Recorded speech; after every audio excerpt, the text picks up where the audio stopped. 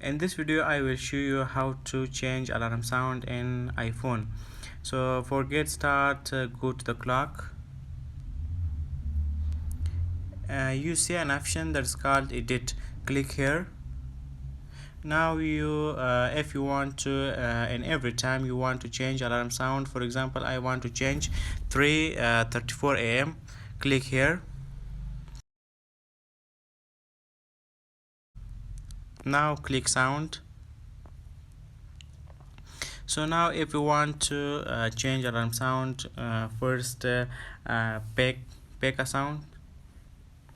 If you have a sound in library you can select here, but now I don't have here, so I want to select in ringtones.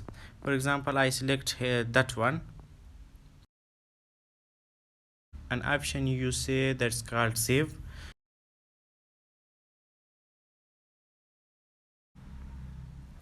Okay, that's saved. So now if you have any question about this issue, write in comment and subscribe the channel. So thank you for watching, and so have a good day.